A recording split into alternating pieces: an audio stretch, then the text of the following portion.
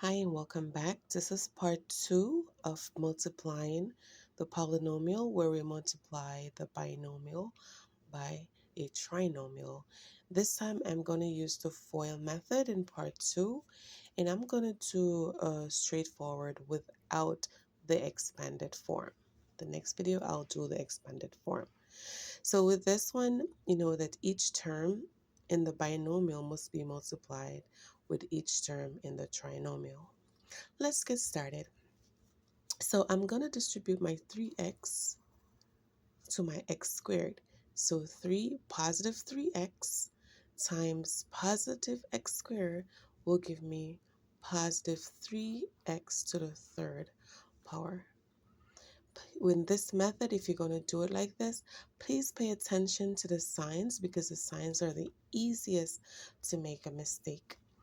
Okay, so next I have a positive 3x, and I'm going to distribute or multiply that with my negative 3x. So positive 3x and negative 3x is going to give me a negative 9x squared.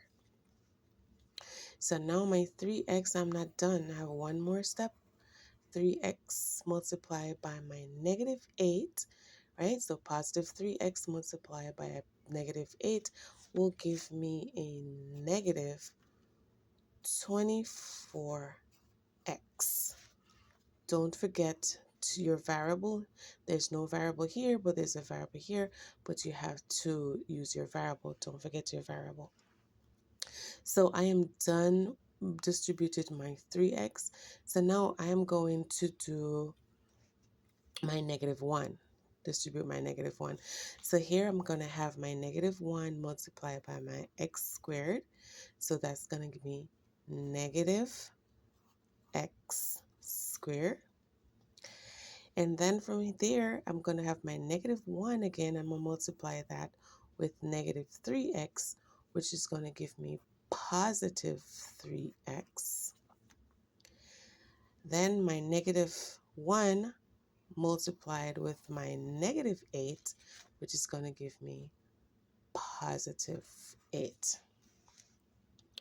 At this point, you could combine like terms. Right? At this point, I'm going to combine like terms.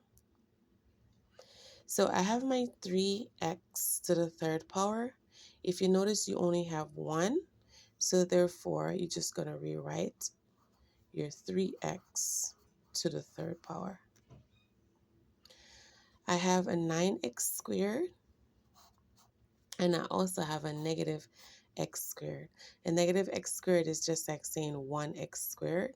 Is it 1 times any number is that number, right? So my negative 9x squared plus my negative x squared is going to give me negative 10x squared. Now I'm on to my negative 24x. Is there any other with the same variable? Yes, there's a 3. So in order to mark them, that we know that we are doing, we are going to add the same variable or combine the same like term. So now I have negative 24x. And again, please pay attention to your signs. So I have negative 24x. And then I have plus 3x.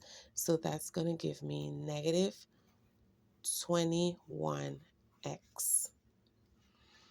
I'm all done here, but all I have is my constant term and nothing else but my constant term. So I'm just going to rewrite my constant term because there's nothing to add it with.